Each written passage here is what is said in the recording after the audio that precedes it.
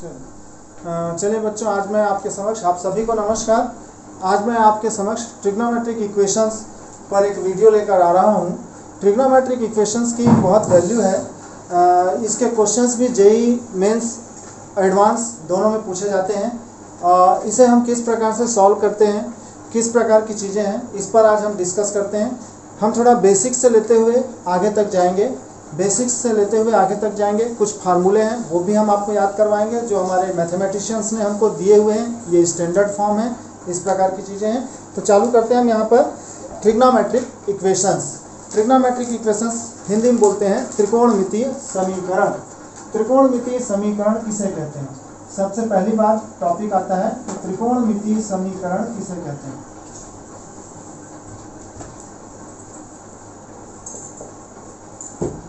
त्रिकोणमितीय समीकरण, तो मैं यहाँ पर बेसिक पे आ रहा हूँ। त्रिकोणमितीय समीकरण के लिए बोला जाता है, हम यहाँ पर चालू करते हैं तो हम सबसे पहले हम ये बोलते हैं कि समीकरण किसे कहते हैं। तो बात होती है यहाँ पर कि जिसमें हम एकदम चालू भाषा में बता रहा हूँ, मैं ज़्यादा डीप में नहीं जा रहा हूँ और आपको डीप से भी कोई लेना देना भी नहीं है। बेसिक्स हैं, आपके बेसिक्स क्लियर होंगे पुराने जो आप लोगों ने पढ़ाई की है 6th 7th 8th में, तो इक्वेशंस के बारे में आपने पढ़ा हुआ है। मैं एक हल्का सा एग्जांपल बता देता हूँ कि समीकरण किसे कहते हैं, एकदम चालू भाषा में मैथमेटिक्स की भाषा में नहीं बात कर रहा हूँ, चालू भाषा में। तो यहाँ पर ये बोलता है कि समीकरण उसे कहते हैं जिसमें हम अज्ञात राशि का मान ज्ञात करते हैं। गणित के ऐसे कथन जिसमें हम अज्ञात राशि का मान ज्ञात करते हैं उसे हम समीकरण के नाम से जानते हैं। जैसे हमारे पास एक एग्जाम्पल लिखा है x + 4 = 6। तो what is the value of x? यहाँ पर जो अज्ञात राशि है वो अज्ञात राशि है x का जो मान होगा, x का जो मान आएगा वह समीकरण का हल कहलाएगा।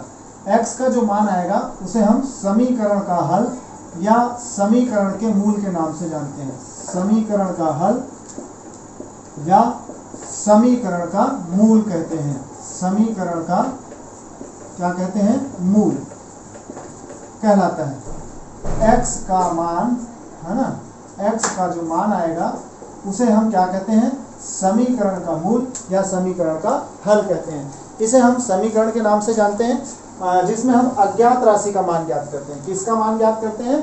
अज्ञात राशि का मान अगर हम ज्ञात कर लें, दी गई शर्तों के आधार पर अज्ञात राशि का मान ज्ञात कर लें। अज्ञात राशि का मान, गणित के ऐसे कथन जिसमें हम अज्ञात राशि का मान ज्ञात करते हैं उसे हम क्या कहते हैं? समीकरण कहते हैं। अब आता है त्रिकोणमितीय समीकरण। तो त्रिकोणमितीय समीकरण के लिए ये बोलता है कि ऐसी बातें होती हैं कि ट्रिग्नोमेट्रिक ऐसे त्रिकोणमितीय कथन जिसमें हम अज्ञात राशि का मान ज्ञात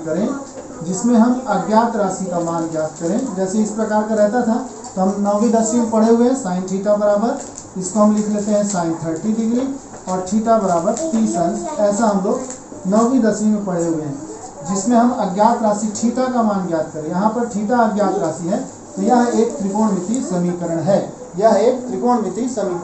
तो बहुत सारे प्रकार के त्रिकोणमितीय समीकरण होते हैं। जैसे हम ऐसा भी लिख सकते हैं कि cos θ = √3/2। हम आते हैं यहाँ पर कि कुछ त्रिकोणमितीय समीकरणों के उदाहरण हम आपके लिए यहाँ पर लिखते हैं। कुछ त्रिकोणमितीय समीकरण इस प्रकार के होते हैं। cos θ = वर्गमूल 3/2, यह एक त्रिकोणमेट्रिक इक्वेशन है। cos² θ + sin θ = 1/4, यह भी एक त्रिकोणमेट्रिक इक्वेशन है। cos 2θ = sin 3θ, यह भी एक त्रिकोणमेट्रिक इक्वेशन का एग्जाम्पल है। और इस प्रकार का भी त्रिकोणमेट्रिक इक्वेशन हो सकता है tan x + tan 2x + tan 3x = 0। तो हम देखते हैं कि ट्रिग्नोमेट्रिक इक्वेशंस कई प्रकार के हो सकते हैं और उसका सॉल्यूशंस भी हमको खोजना होगा। किस प्रकार से खोजेंगे इस पर हम चर्चा करेंगे, डिस्कशन करेंगे। तो यहाँ पर आता है कि त्रिकोणमितीय समीकरणों का हल।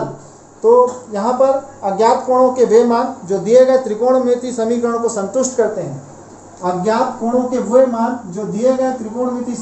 संतुष्ट करते हैं, उसे हम त्रिकोणमितीय समीकरण का मूल या त्रिकोणमितीय समीकरण का हल कहते हैं।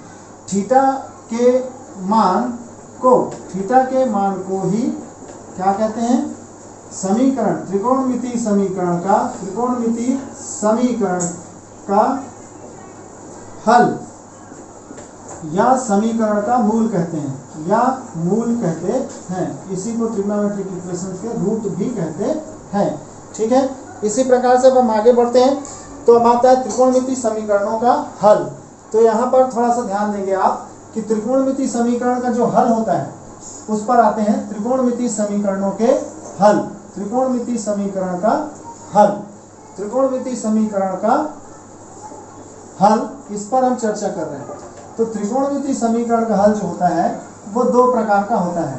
त्रिकोणमितीय समीकरणों का हल दो प्रकार का होता है। हमारे मैथमेटिशियन ने बोल कर गया है कि दो प्रकार का होता है। एक को हम लोग मुख्य हल कहते हैं, एक को हम लोग मुख्य हल कहते हैं। अंग्रेजी में हम बोलते हैं इसको प्रिंसिपल सॉल्यूशन। अंग्रेजी में हम इसको बोलते हैं प्रिंसिपल सॉल्यूशन। और दूसरा होता है हमारे पास व्यापक हल। दूसरा होता है हमारे पास व्यापक हल। व्यापक हल जो होता है इसको हम अंग्रेजी में बोलते हैं general solution. General solution, general solution. दो प्रकार के ट्रिग्नोमेट्रिक इक्वेशंस, दो प्रकार के सॉल्यूशंस होते हैं। यहाँ पर आता है जब थीटा की वैल्यू, जब थीटा की वैल्यू यानी अज्ञात कोण थीटा की वैल्यू, थीटा का जब थीटा की वैल्यू, यहाँ पर लिख देता हूँ, थीटा की वैल्यू 0 डिग्री से 2 पाई रेडियन के बीच होती है,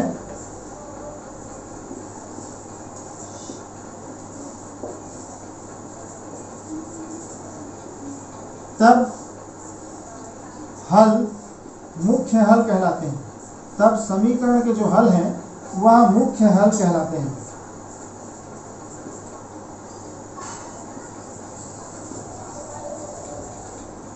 थोड़ा सा ध्यान से समझिएगा, यहाँ पर जो टॉपिक बोला जा रहा है उसमें बोला जा रहा है जब थीटा की वैल्यू 0 से 2 पाई के बीच होती है तो ऐसे हल को हम मुख्य हल कहते हैं। अब आते हैं व्यापक हल पर। तो व्यापक हल के लिए ऐसा है यहाँ पर कि त्रिकोणमितीय फलनों के आवर्ती गुणों के कारण, त्रिकोणमितीय फलनों के आवर्ती गुणों के कारण, यहाँ पर लिख लीजिएगा आप, त्रिकोणमितीय फलनों के आवर्ती गुणों के कारण। आवर्ती गुण, आवर्ती के बारे में हम पहले चर्चा कर चुके हैं। आवर्ती गुणों के कारण, आवर्ती गुणों के कारण, त्रिकोणमितीय फलनों के आवर्ती गुणों के कारण त्रिकोणमितीय समीकरण को संतुष्ट करने वाले कोणों, त्रिकोणमितीय समीकरणों, त्रिकोणमितीय समीकरण को संतुष्ट करने वाले, को संतुष्ट करने वाले कोण के मान संख्या में अनंत होते हैं। कोणों के मान संख्या में अनंत होते हैं। कोणों के मान संख्या में अनंत होते हैं।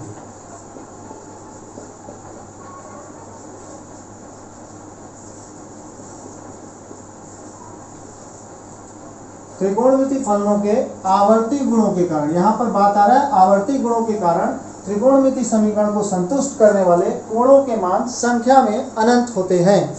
थीटा के वे सभी मान जिस व्यापक व्यंजक से निरूपित होते हैं, थीटा के वे सभी मान जिस व्यापक व्यंजक से निरूपित होते हैं वह समीकरण का व्यापक हल कहलाता है। वह समीकरण का व्यापक हल कहलाता है।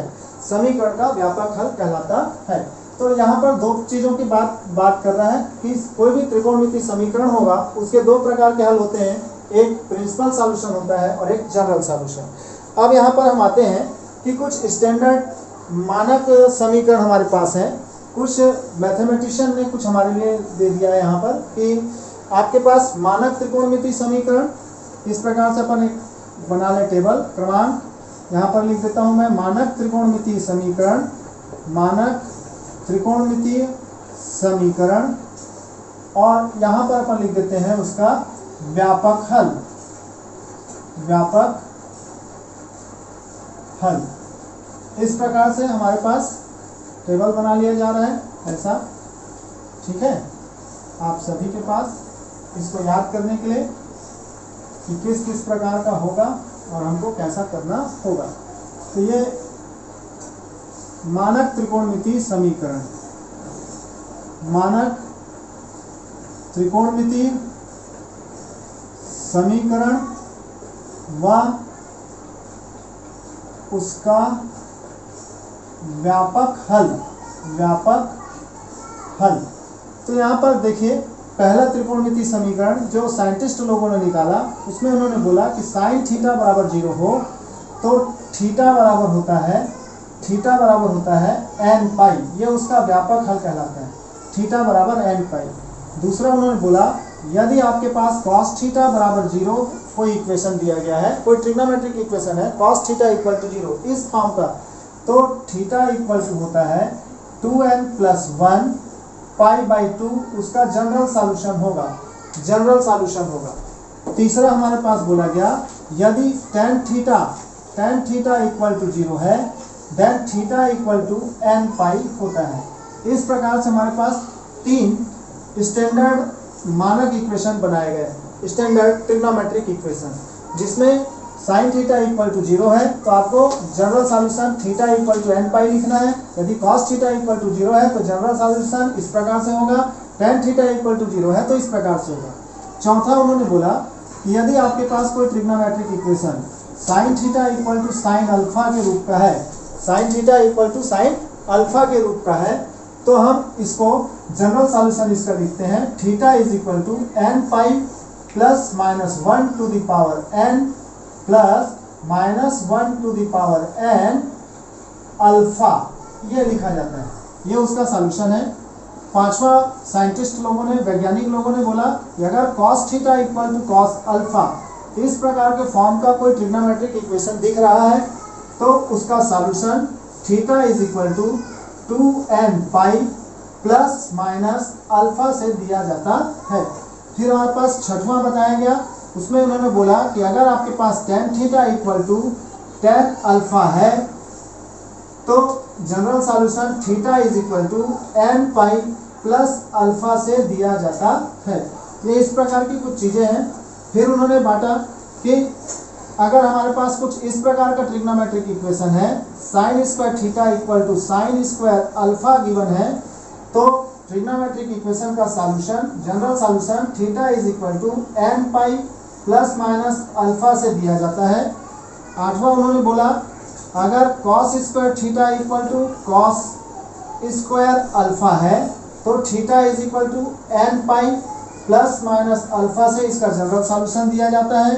नौवां उन्होंने बोला कि अगर आपके पास tan square theta is equal to tan square alpha है, tan स्क्वायर अल्फा है तो इसका general solution theta is equal to n pi plus minus alpha से दिया जाता है। ये हमारे पास स्क्वायर से रिलेटेड हो गया। 10वां उन्होंने बोला कि अगर आपके पास cos थीटा इक्वल टू 1 है तो general solution theta is equal to 2n pi से गिवन किया जाता है। तो ये हमारे पास 10th स्टैंडर्ड ट्रिग्नोमेट्रिक इक्वेशंस हैं। हमको जो भी सवाल मिलेंगे ट्रिग्नोमेट्रिक इक्वेशंस में, उनको सॉल्व करते समय हमको ध्यान देना है कि उनको इस प्रकार के फॉर्म में, स्टैंडर्ड फॉर्म में लाना है। हमको ट्रिग्नोमेट्रिक इक्वेशंस को सॉल्व करते हुए इस प्रकार के फॉर्म में कन्वर्ट करना है। कन्वर्ट करने के बाद हम उसका जनरल सॉल्यूशन बताएंगे यहाँ पर कि इस प्रकार की चीज़ें हैं। इस प्रकार से हम यहाँ पर लाने के बाद जनरल सॉल्यूशन ऐसा लिखेंगे, अल्फा की जगह जो भी वैल्यू होगी, मान लो π/3 है तो हम यहाँ पर π/3 लिख देंगे, यहाँ पर π/2 आया तो यहाँ पर π/2 लिख देंगे। इस प्रकार की चीज़ें होती हैं। ठीक है, तो ये आप लोगों को समझ में आ रहा होगा ट्रिग्नोमेट्रिक इक्वेशंस। अब हम आते हैं यहाँ पर कि ट्रिग्नोमेट्रिक इक्वेशंस के अंतर्गत हम एक सिंपल सा क्वेश्चन आपको बताने जा रहे हैं जिससे आपको ये क्लियर हो सके कि हम काम कैसे करना है इसमें। ठीक है, थोड़ा सा इधर पे ध्यान से समझिएगा कि काम कैसे करना है। ठीक है, अब मैं आपके पास एक क्वेश्चन लेकर आ रहा हूँ इस बात को क्लियर करने के लिए कि ट्रिग्नोमेट्रिक इक्वेशंस के काम हम कैसे करेंगे। तो पहला क्वेश्चन मैं यहाँ पर लेता हूँ कि यदि साइन थीटा बराबर, यदि साइन थीटा इक्वल टू √3/2 हो,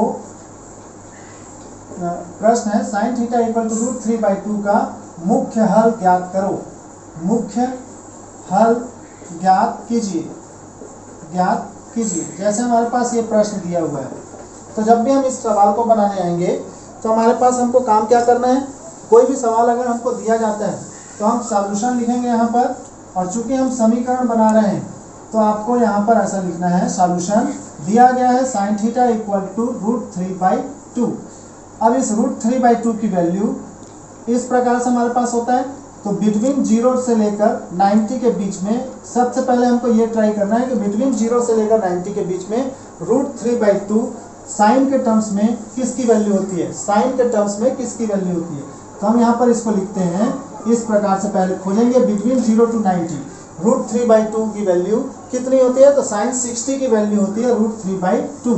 तो अपन यहाँ पर लिखते हैं 60 ना लिखकर इसको रेडियन के फॉर्म में लिखना है, ये आप लोगों को मालूम है, मैंने बता दिया है। हायर मैथमेटिक्स में रेडियन में काम होता है, तो साइन π/3 अपन लिख लेंगे।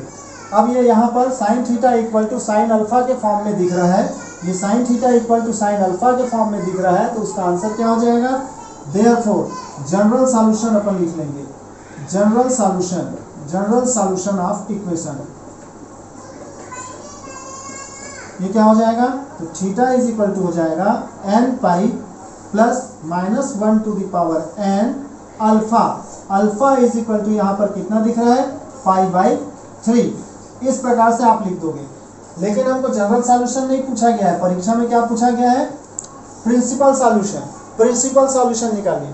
तो हम यहाँ पर प्रिंसिपल सॉल्यूशन निकालने के लिए यहाँ पर मैं दो पार्ट कर देता हूँ। यहाँ पर हम पुट करते हैं, पुट n इक्वल टू 0 1 2 3, इस प्रकार की चीजें अपन यहाँ पर पुट कर दें। तो यहाँ पर जब हम पुट करते हैं, तो जब n इक्वल टू 0 अगर हम पुट करें इसी में, इस वाले इक्वेशन में, तो यहाँ पर क्या हो जाएगा, थीटा इक्वल टू 0 रख रहा हूँ, तो यहाँ पर ये 0 हो जाएगा, -1 टू द पावर 0 1 होता है, तो ये थीटा इक्वल टू आया π/3, पहली वैल्यू आ गई हमारे पास। अगर हम n इक्वल टू 1 पुट करें, पुट n इक्वल टू 1, तो यहाँ पर आ जाएगा थीटा इक्वल टू π माइनस π/3, क्योंकि -1 के ऊपर में 1 की पावर होगी तो π/3 हो जाएगी। तो ये हो गया 3 माइनस पाई, 3π माइनस 2π, यानी यहाँ आ जाएगा 2π/3। इस प्रकार की चीज़ें हो जाएंगी। फिर अगर हम यहाँ पर n इक्वल टू 2 रख दें, n इक्वल टू कितना रख दें, 2, तो कितना हो जाएगा यहाँ पर, थीटा इक्वल टू 2π और प्लस π/3 हो जाएगा, प्लस π/3। तो यहाँ पर ये दिख रहा है कि 2π से ज़्यादा वैल्यू हो गया, यहाँ पर 2π से अधिक है, प्लस का मतलब अधिक है, 2π से ज़्यादा। तो हम यहाँ पर क्या करेंगे, यहाँ से आगे की वैल्यूज को छोड़ देंगे। अतः मुख्य हल क्या क्या होंगे, अतः मुख्य हल हमको प्राप्त हुए थीटा बराबर कितने कितने होंगे, एक होगा हमारे पास π/3 और दूसरा हमारे पास आया 2π/3 है। इस प्रकार से हम उत्तर देंगे, इस प्रकार से हम क्या दे देंगे, उत्तर दे देंगे। ओके है, तो ऐसा हमको बनाना है, ठीक।